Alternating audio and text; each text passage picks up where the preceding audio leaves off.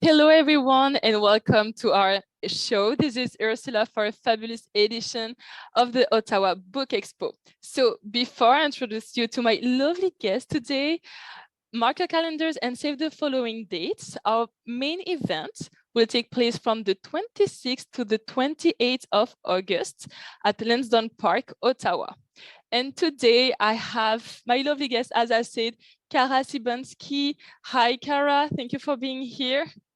Hi, thank you for having me. So Kara is an editor and author at DC Canada Education Publishing. So the DC Canada Education Publishing is an innovative publisher of children's books, games, music in Ottawa, located at 28 Concourse Gate at the Unit 105, right? And your goal is to create stimulating educational materials for children around the world. So we can find, as I said, books, songs, and various workshops. Kara, can you tell us more about all the different activities and all the tools that we can find at DC Canada Education Publishing? Of course. So, of course, we have books. That is how we began 25 or 27 years ago or so, publishing textbooks for China for learning English. Since then, we have grown. We publish a wide variety of books, including early reading series, science series that are also for reading, of course, books that teach to read, for example, phonics, alphabet books, very simple books where you would read the sentence, I am walking, and that sort of level of very early reading as well. We have books for social studies, like our charter series. We have a better behavior series, and we have on our website, we have all of these listed under our books. We have poetry, we have our financial series, the Three Little Piggy Banks, we have our song books, and we have a book written by kids. It is the anthology from our 2019 contest. We have the 2022 contest anthology on its way as well. And some of our newest releases are the multilingual ones, Grandma and Grandpa's Adventures and Super Hammy Learns Chinese, English, and French. That's we also awesome. We also have a lot of games that focus on logic. For example, the Logico series under the online shop under games, of course. And we have our Playwise series, also wisdom-based. The Logico games are German, and they are very popular across Europe and in Quebec also, surprisingly. And then the Wisdom for Children are one of our own authors as well. And then, of course, music. We have classical Chinese songs and children's school songs and an online program for those who wish to use the more technological option for learning to read. Wow, thank you for sharing that. That's awesome that you have so much multilingual tools. So we will go back to this actually, because it's very interesting and important for people here, especially in Canada, to know that they have access to that. Did you notice if children are most responsive to, for example, books or games, or as I said, you also have live activities and author visits, right? So did you notice if they are responsive to something more than another activity? Well, that's difficult to say. I mean, it depends on the child. Some children will be more interested in reading books quietly, while others will be more interested in the activities that you can do with those books. Now, author visits are especially fun. We don't have those all the time, but you might, for a book launch, for example, when we have, for example, if you see on our website, you can scroll down on the Our Farm page to the book launch and see what kind of activity we have for that. That was, of course, during COVID. We had a virtual one. We've had in-person activities as well before and since. We've just started redoing that at our bookstore. But it's fun because your authors can really combine that reading with the interaction, teaching through games, and having that hands-on experience adds to the learning experience, because it helps children with different ways of learning understand what's happening and benefit from the activities. So it's kind of combining all of the aspects is our best bet.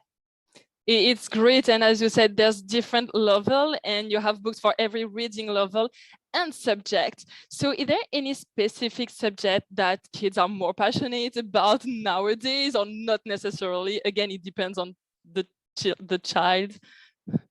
Definitely depends on the child. Honestly, we don't work with that many children. We work with their parents and educators and librarians because they're the ones with the money to buy our products, of course. Though, of course, we do have the activities for the children, and we do have the program available for the children and have done test runs. And of course, some of our employees have kids as well that we use to test out our products. But in terms of what's popular right now, definitely a lot of STEM series, so science, technology, engineering, math, that kind of thing is really popular, which is why we did our One Star Day for Science series, because of that renewed interest. And what's special about that one is that it combines the reading aspect and the STEM field. Of course, simple story reading is always popular. Kids like to read books, parents like to read their kids' books. So our One Story a Day series in general is very popular. And the logical games are quite popular as well. They do fit into that STEM because they promote reflection, pattern recognition, math. In some of them, there's a variety of topics that you can use with those games.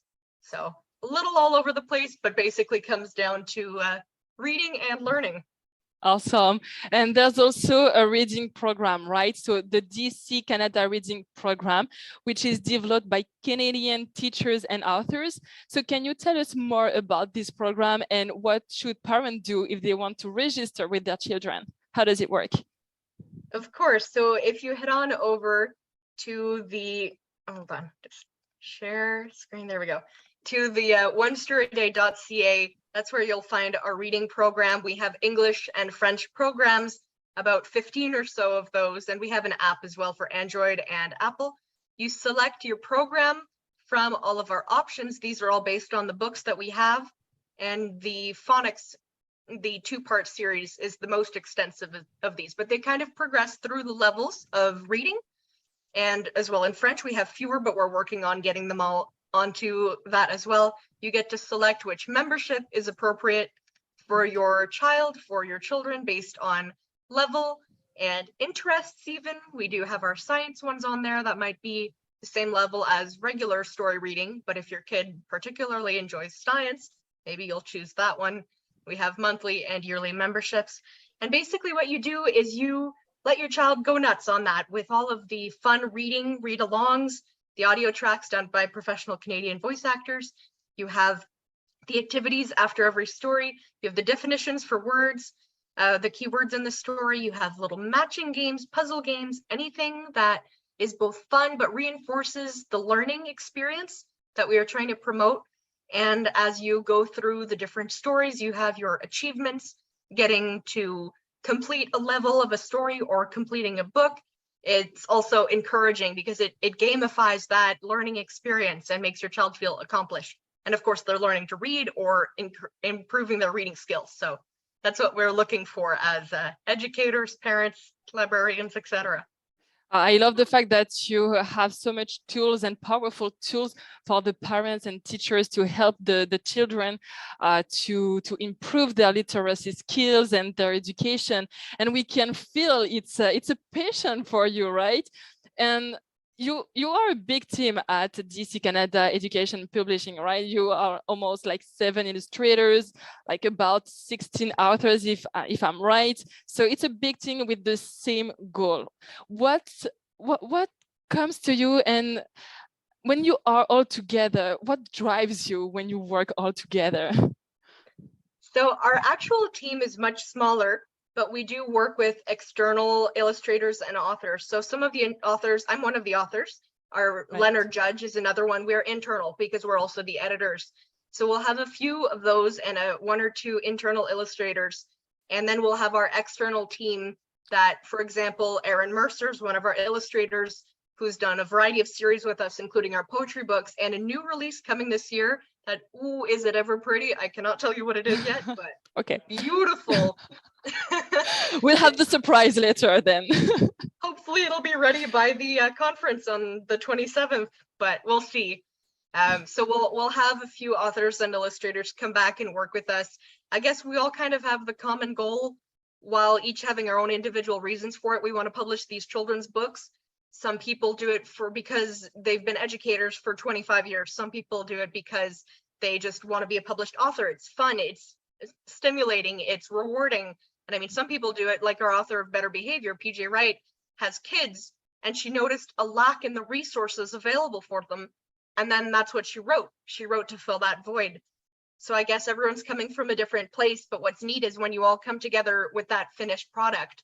And I mean, everyone, the editors, illustrators, authors, the publishing director, have all worked together to make this one product with all our different reasons behind it. It's inspiring to see it come together like that. Oh, beautiful. It is so well said. And, and for DC Canada Education Publishing, while we were discussing before this interview, well, you told me that representation and diversity is important, right? Also, you said it on the website, and you want to make sure that everyone feels represented. And we saw it in the tools that you had. That there are tools in German, in Chinese, in French, English. Well, so much options actually, and well, having all these multilingual tools, especially in Canada, it is important. And how was it for you to represent, almost everyone, and to get them those tools in different languages? Great question. Yeah. So I'll start by talking about the language aspect of that. So we've, for a long time, have had English and French books. A lot of our resources, they begin in English. We translate them to French, or a few of them, like the charter series, we had in both at the same time. Recently, we've started with our multilingual books. So our grandparents series is written by a woman whose parents don't understand the same language as her grandkids, or as her kids, as their own grandkids. And she wanted to combine both languages in the same book. So within each book, there's the English and the French on the same page, to kind of give equal value to both of those languages, to both of their heritage, and to allow families, bilingual families, to share the same stories without having to buy separate books, which really connected with me. I was part of the committee that decided if we were going to publish this, because my mother is French, my father is English, and we had to read separate stories. I mean, my mom speaks English, of course, living in Ottawa, but it was never the same. And I wish I had had this kind of thing as a kid, being able to have the same story with both my parents.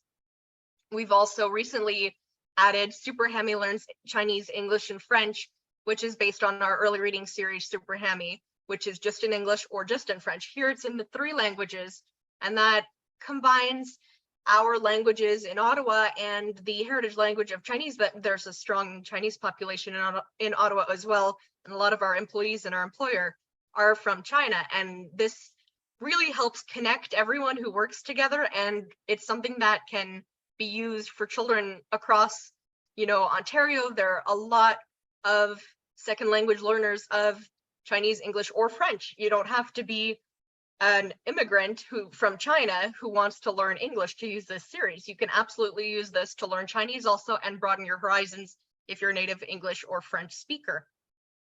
So I will just stop sharing. I like that.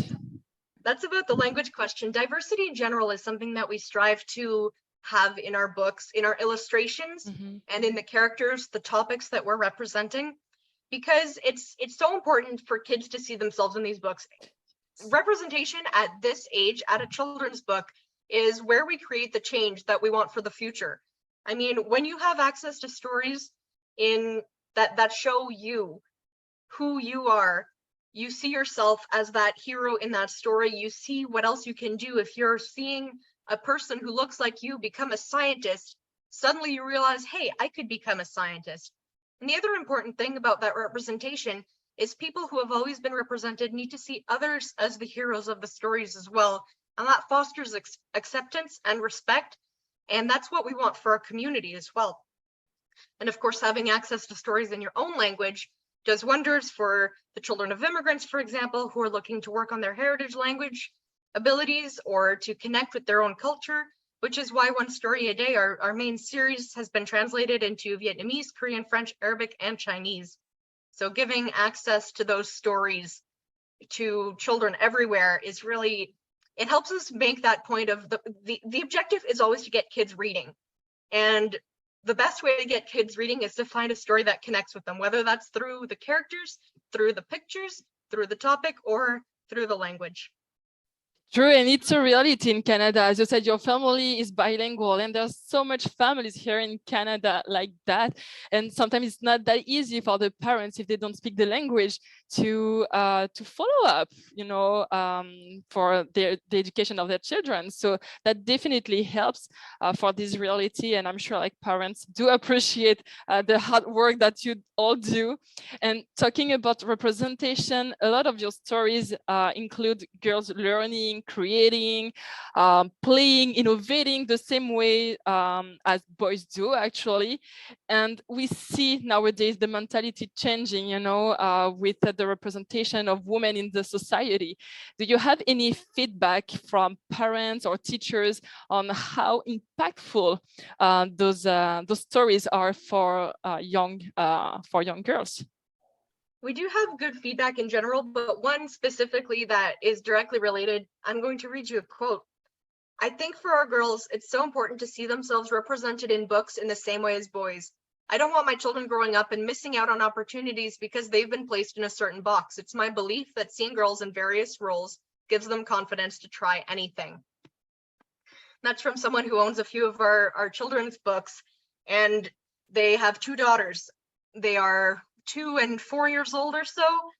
And that you start them young, right? You teach them that they can be anything, so that by the time they're old enough to make those choices on education, on careers, on who they want to be, you've given them all the possible options, not just the ones that society has dictated belong to a gender or another. And it's not just a gender thing either. You want to give kids of different races, ethnicities, religions, abilities, sexual orientations, all of those options as well. That's why, although we're working hard to be diverse, there's always so much more work to do for us and for the parents choosing which books to give their children as well. Which is interesting with all those tools, that it boosts the confidence of children. It's not only working on the literacy skills or logic and everything. It's like self-education, and it's really appreciated. And also, we were talking about parents and teachers. So DC Canada Education Publishing also published podcasts for parents and educators to help them to guide the kids and the children during the educational process. On which platforms can we listen to you? And can you tell us more about the kind of contents we can find for the parents? Yeah, so our podcast is currently on hold because I've been very busy with new books that we've had coming up. You can find it anywhere you get your podcasts, Spotify, Apple Podcasts, YouTube even, we have it.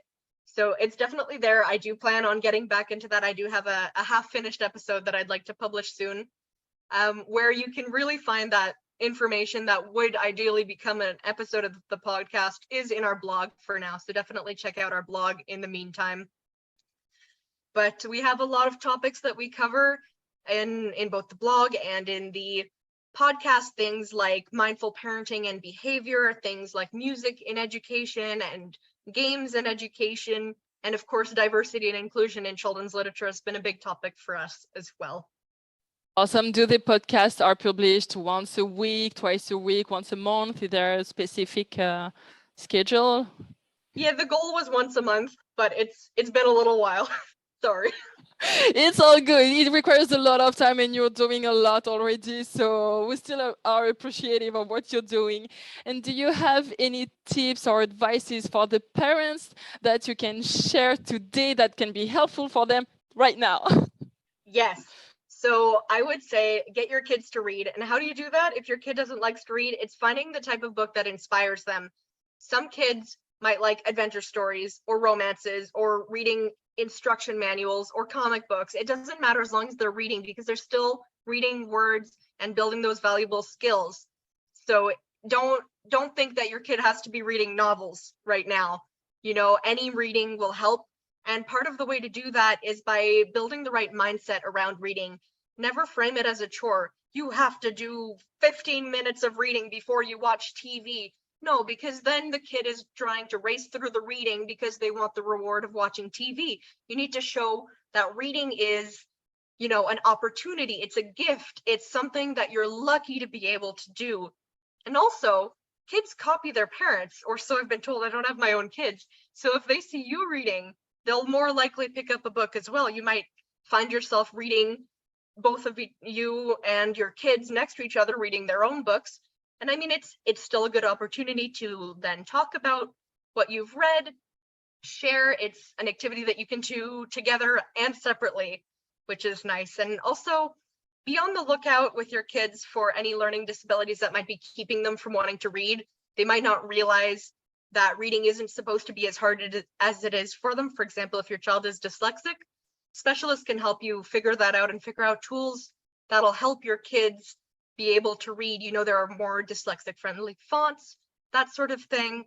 So you really want to figure out, why is my kid not reading, and what can I do to make reading more accessible? And of course, setting goals, making reading fun, having diverse books, and oh my gosh, giving your kids access to languages, as many languages as possible at a young age. I have so many regrets of not learning my heritage languages when I was younger, from my grandparents, Polish and Arabic. I wish I knew how to speak them. I'd be speaking 5 languages right now, but I do not, and it's a lot easier when you're young. So grab a copy of Super Hammy Trilingual, get your kids speaking French or English or Chinese or anything, because they will thank you for it later.